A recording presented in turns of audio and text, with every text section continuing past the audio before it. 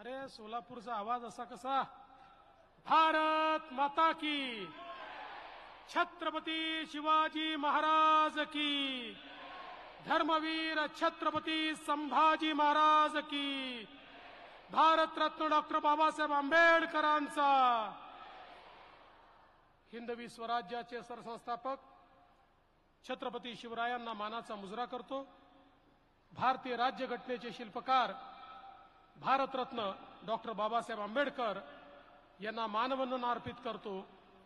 सोलापूरचे ग्रामदैवत सिद्धरामेश्वराच्या चरणी नतमस्तक होतो आणि संपूर्ण महाराष्ट्राचं आराध्य दैवत असलेल्या पांडुरंगाला देखील आपल्या सर्व लाडक्या बहिणींच्या वतीनं एवढंच साकडं घालतो की पांडुरंगाने लाडक्या बहिणींची सेवा करण्याची शक्ती सातत्याने आम्हाला द्यावी, अशा प्रकारचं साकडं पांडुरंगाच्या चरणी घेतो.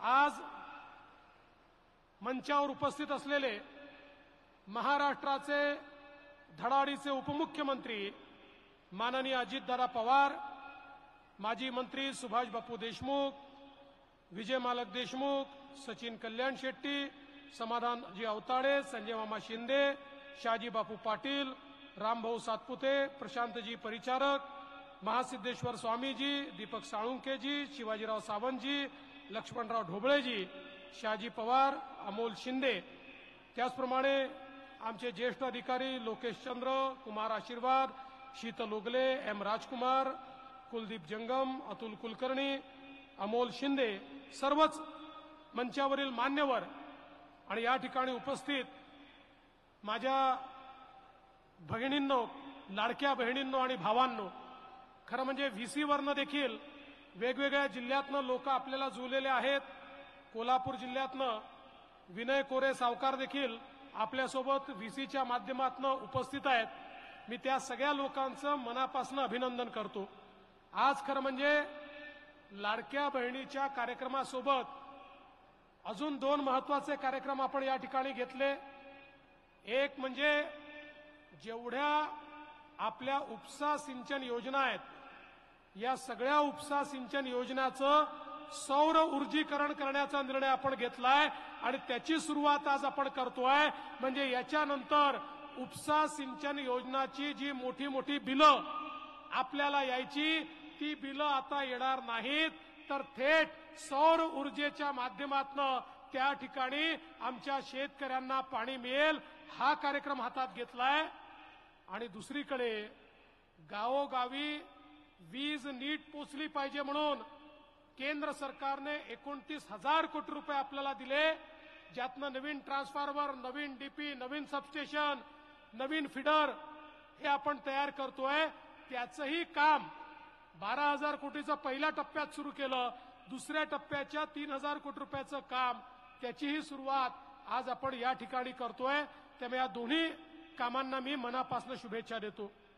आज खरं म्हणजे आमच्या सगळ्या लाडक्या बहिणी या ठिकाणी आल्या आहेत. देशाचे प्रधानमंत्री माननीय नरेंद्र मोदीजी यांनी एकच मंत्र दिला, जर भारत विकसित करायचा असेल तर भारताची 50% लोकसंख्या म्हणजे आमच्या माता भगिनी, आमच्या महिला यांना जोपर्यंत अर्थव्यवस्थेच्या आणि समाज व्यवस्थेच्या केंद्रस्थानी आपण आणणार नाही, तोपर्यंत भारत विकसित होऊ शकत नाही. आणि म्हणून मोदीजींनी अनेक योजना सुरू केल्या.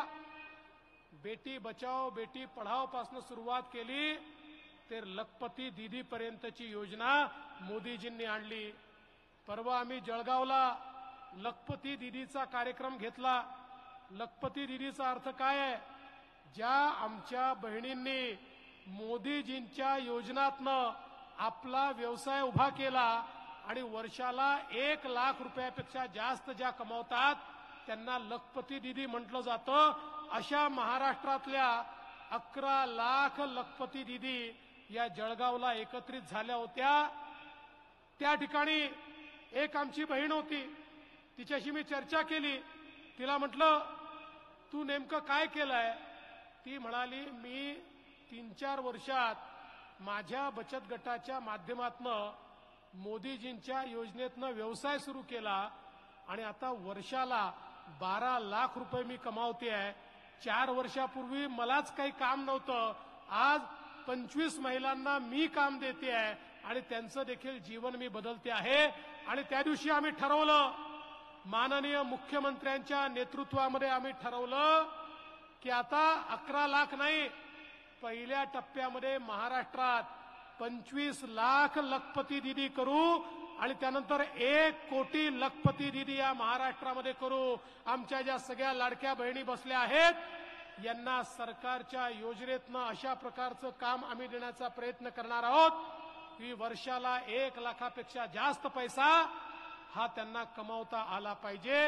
हे मोदीजींनी आपल्याला या ठिकाणी करून दिलं.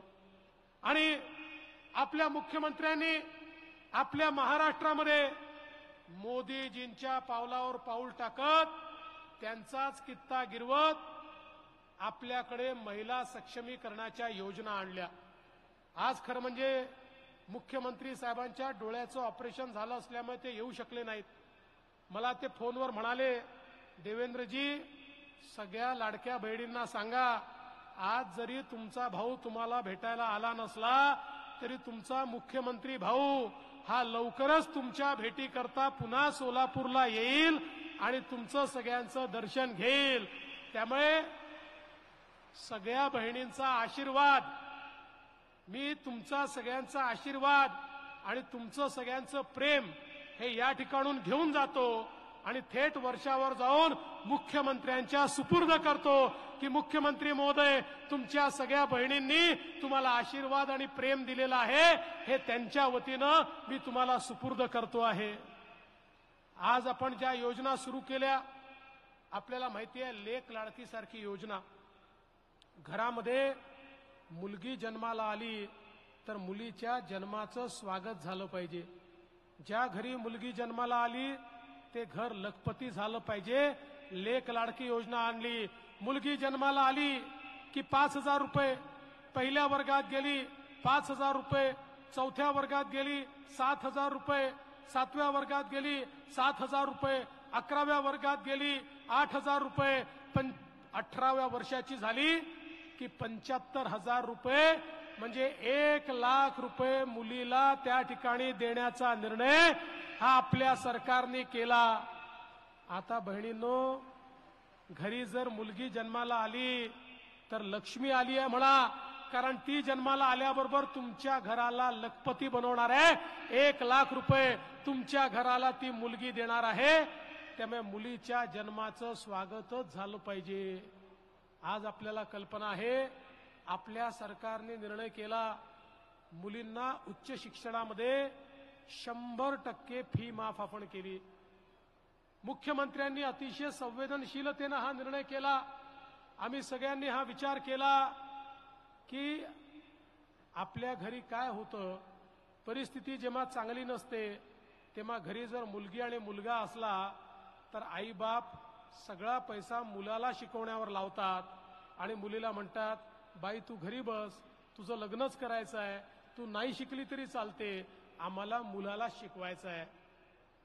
आम्ही ठरवलं की आता आमच्या सगळ्या या आई बापांना, आमच्या बहीण भावांना आम्ही सांगणार आहोत की तुमच्या मुलीला सांगा, जरी तुम्हाला शिकवण्याची आर्थिक ऐपत आमची नसली तरी तुमचे मामा मुंबईमध्ये बसलेले आहेत, मंत्रालयात बसले आहेत, ते मामा तुमची फी भरतील, आता चिंता करू नका. बहिणींनो, आता मुलीची उच्च शिक्षणाची फी 1 लाख असू द्या, 2 लाख असू द्या, 3 लाख असू द्या, सगळीच्या सगळी फी राज्य सरकारच्या माध्यमातून आम्ही त्या ठिकाणी भरणार आहोत. त्यामुळे आता मुलींच्या शिक्षणाची चिंता करू नका. मी पण एका मुलीचा बाप आहे, तुम्हाला प्रामाणिकपणे सांगतो, मुलगी शिकली तर ती मुलगी आई बापाची जास्त काळजी घेते, मुलगी मोठी झाली तर मरतपर्यंत आई बापाची काळजी घेते. त्यामुळे आपल्या मुलीला शिकवा. तुमच्या म्हातारपणचा आधार जर कोणी असेल तर तुमची मुलगी असणार आहे, हे तुम्हाला या निमित्ताने मी सांगतो. यासोबत आपण निर्णय केला, आमच्या महिलांना एसटी मध्ये 50% सूट आपण दिली. एसटीचं तिकीट महिला असली तर 50%च लागतं. हा निर्णय घेतल्यानंतर एसटीचे लोक आमच्याकडे आले, म्हणाले अहो असा निर्णय तुम्ही करतात, आमची एसटी डबघाईला येईल, आमची एसटी नुकसानीत जाईल. मुख्यमंत्र्यांनी आम्ही सगळ्यांनी त्यांना सांगितलं काळजी करू नका, तुमच्या एसटीला आम्ही डबघाईला येऊ देणार नाही, आम्ही पैसे देऊ, आम्ही तुम्हाला मदत करू. 1 महिन्यापूर्वी ते सगळे आले, आम्हाला म्हणाले साहेब ही जी महिलांना 50% तिकिटाची योजना आहे काही झालं तरी बंद करू नका. अरे म्हटलं तुम्ही तर रडत आले होते मागच्या वेळी. म्हणाले नाही या योजनेमुळे इतक्या महिला प्रवास करायला लागल्या की तोट्यात असलेली आमची एसटी फायद्यामध्ये आली, त्यामुळे आता ही योजना तुम्ही त्या ठिकाणी परमनंट चालू ठेवा. मग मी थोडी माहिती काढली, माझ्या लक्षात आलं आजकाल आमच्या बहिणी आमच्या भाऊजींना म्हणतात तुम्ही घरी बसा, तालुक्याला जिल्ह्याला मी जाते, तुम्ही गेले तिकीट दुप्पट लागतं, तुम्ही गेले की पान तंबाखू खर्रा काय काय खाता, व्यसन करता, पैसा बुडवता, मी गेली तर अर्ध्याच पैशामध्ये सगळं करून येते, घरचे पैसे वापस घेऊन येते. त्यामुळे भाऊजीला घरी बसून आता आमची बहीणच निघालेली आहे, हे आमच्या एसटीच्या माध्यमातून झालेलं आपल्याला पाहायला मिळतं आहे. आणि त्यासोबत लाडकी बहीण योजना सुरू केली. आमच्या बहिणींना त्या ठिकाणी रक्षाबंधनाची ओवाळणी, त्या ठिकाणी भाऊबीजेची ओवाळणी ही केवळ सणापुरती नाही, तर आमच्या बहिणींना ती 12ही महिने मिळाली पाहिजे, प्रत्येक महिन्यात मिळाली पाहिजे. म्हणून मुख्यमंत्री लाडकी बहीण योजनेच्या माध्यमातून आपण तुमच्या खात्यामध्ये पैसा जमा करणं हे सुरू केलं. मला आजही आठवतो दिवस, आमच्या सभागृहामध्ये विरोधक म्हणाले ही योजना होणार नाही, ही योजना जुमला आहे, तुम्ही खोटं बोलताय, कोणाच्या खात्यात पैसे जाणार नाही. पण भगिनींनो रेकॉर्ड टाइम मध्ये 2,20,00,000 बहिणींच्या खात्यामध्ये पैसे पोचले. आणि आमच्या समोर थोडी चिंता होती की नोव्हेंबरमध्ये त्या ठिकाणी भाऊबीज येणार आणि इलेक्शन असलं, कोड ऑफ कंडक्ट असलं तर ऐन भाऊबीजेच्या वेळी बहिणींना आपल्याला ओवाळणी देता येणार नाही. मग मुख्यमंत्री महोदय, अजितदादा, आम्ही सगळे बसलो, म्हटलं काय करायचं, आणि ठरवलं अरे बहिणीला ओवाळणी तर दिलीच पाहिजे. मग नोव्हेंबरचे पैसे ऍडव्हान्समध्ये ऑक्टोबरमध्येच बहिणींच्या खात्यामध्ये त्या ठिकाणी आपण जमा केले आणि बहिणींना ओवाळणी आपण त्या ठिकाणी दिली. खरं म्हणजे दादांनी सांगितलंय खरं आहे, या लोकांची नियत खराब आहे. आपल्या सोलापूरचीच आमची एक बहीण काय म्हणाली, ती असं म्हणाली, नेता आहे, मी नाव नाही घेत, ती पण आमची बहीणच आहे, पण ती असं म्हणाली की तुम्ही बहिणींना जे 1500 रुपये देता ही लाच आहे, तुम्ही बहिणींना लाच देऊन विकत घेताय. आता मला हे सांगा, आईचं प्रेम, बहिणीचं प्रेम, मुलीचं प्रेम जगाच्या पाठीवर कोणाला विकत घेता आलाय? अरे प्रत्यक्ष ब्रह्मदेव उतरला तरी या प्रेमाचं मोल तो करू शकत नाही. जगातली सगळी संपत्ती दिली तरी देखील प्रेम कधी विकत घेता येत नाही. पण जे लोक सोन्याचा चमचा घेऊन जन्माला येतात त्यांना हे कळत नाही. अरे बाबा, तुमच्या घरी मुख्यमंत्री झाले, तुमच्या घरी नेते झाले, पण माझ्या ज्या बहिणी पूर्ण महिनाभर राबतात आणि महिन्याच्या शेवटी त्या ठिकाणी हिशोबाची जुळवणी करतात आणि लक्षात येतं की ठरवलेल्या 4 गोष्टी करता येणार नाही कारण आता आपल्याजवळ पैसे उरले नाही, त्या बहिणींकरता हे 1500 रुपये काय आहेत हे त्या बहिणींना तुम्ही विचारा. सोन्याचा चमचा तोंडात घेऊन आलेल्या माझ्या सोलापूरच्या बहिणीला या बहिणींचं दुःख हे कधीच कळू शकत नाही.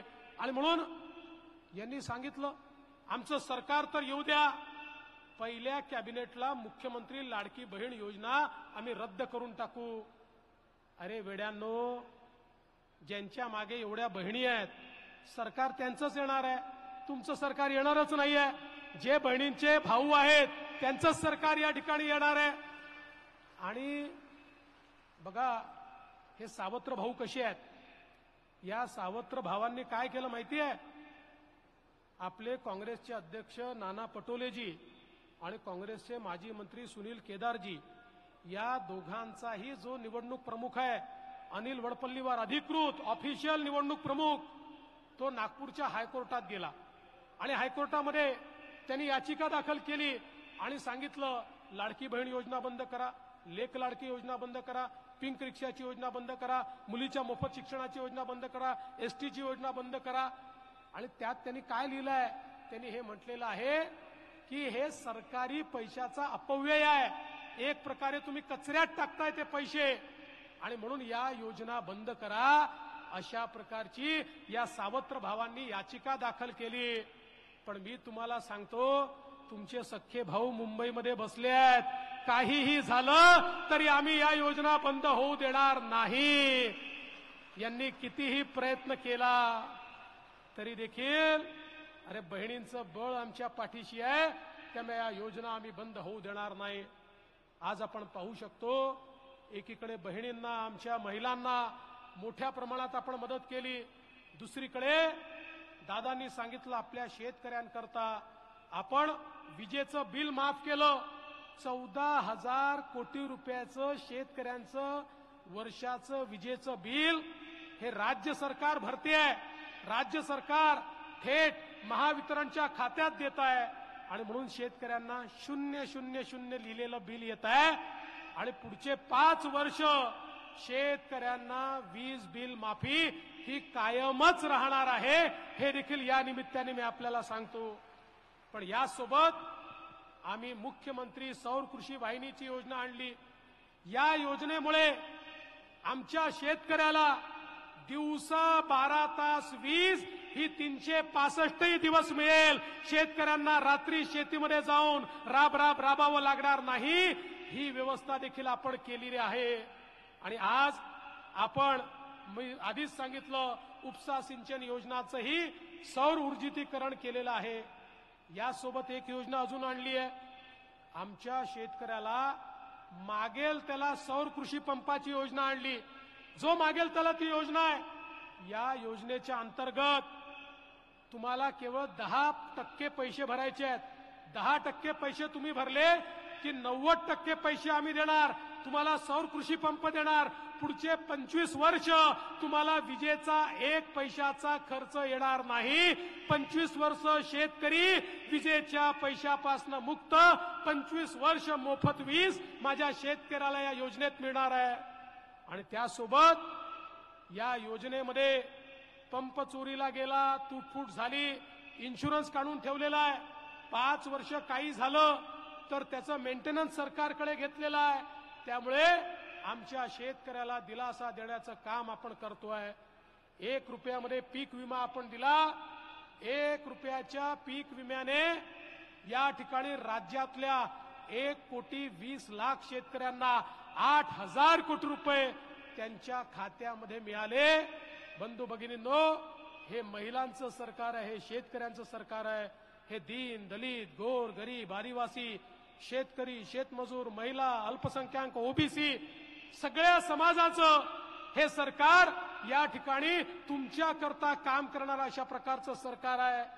मुख्यमंत्री अप्रेंटिस योजनेच्या अंतर्गत 10 लाख मुलांना आपण नोकऱ्या देतो आणि त्यांचा 1 वर्षाचा पगार खासगी कंपनीमध्ये देखील राज्य सरकारच्या वतीनं 10,000 रुपयापर्यंत आपण मदत करतो, जेणेकरून जास्तीत जास्त मुलांना त्या ठिकाणी नोकरी मिळाली पाहिजे.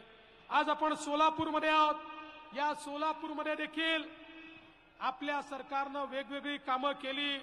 मग टेंभूची योजना असेल, त्याच्यामध्ये सांगोल्याची योजना असेल, त्या ठिकाणी कालच मंगळवेढ्याची योजना आपण केली. या जिल्ह्यातल्या दुष्काळी भागाला दुष्काळी शिक्का पुसण्याचं काम हे महायुतीच्या सरकारमध्ये आम्ही करतो आहोत. आता या जिल्ह्यातला दुष्काळी भाग हा दुष्काळी भाग नसेल, तो पाणीदार भाग असेल, अशा प्रकारचं काम आज आपण या निमित्ताने केलेलं आहे. आणि एवढंच नाही तर वेगवेगळे हायवेचं इतकं मोठं जाळं या जिल्ह्यामध्ये आपण उभं केलं. आता सोलापूर जिल्ह्यातनं कुठल्याही दिशेने जा, तुम्हाला त्या ठिकाणी हायवे झालेले दिसतात किंवा काम सुरू असलेलं दिसतं. एक प्रकारची कनेक्टिव्हिटी आपण तयार केली. या सोलापूर शहरामध्ये इतके वर्ष झाले पिण्याच्या पाण्याची योजना नव्हती. 800 कोटी रुपये त्या योजनेला दिले. मी आमच्या म्युनिसिपल कमिशनरचं अभिनंदन करतो. त्यांनी 90% काम त्याचं पूर्ण केलं. उरलेलं 10% काम देखील आपण पूर्ण करू. आणि सोलापूर शहराला प्रत्येक दिवशी रोज ॲश्युअर्ड अशा प्रकारचं पाणी आपण देणार आहोत. सोलापूर शहराची परिस्थिती अशी होती, पाणी उशाला आणि कोरड घशाला, पण ती परिस्थिती आता बदलली आहे आणि पुढच्या काळामध्ये रोज पाणी या शहराला मिळणार आहे. हे आपल्या महायुतीच्या सरकारनं करून दाखवलं. आता जवळपास 450 कोटी रुपयाची भुयारी गटारीची योजना देखील अंतिम टप्प्यात आहे. आज किंवा उद्यामध्ये त्यालाही मान्यता मिळणार आहे. या सोलापूरमध्ये केलेल्या कामांची यादी जर मी वाचायला लागलो तर खूप वेळ त्या ठिकाणी निघून जाईल.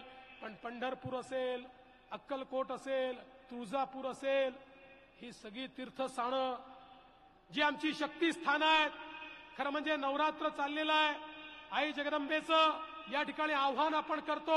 आई तुळजा भवानीला आपण सगळे साकडं घालतो.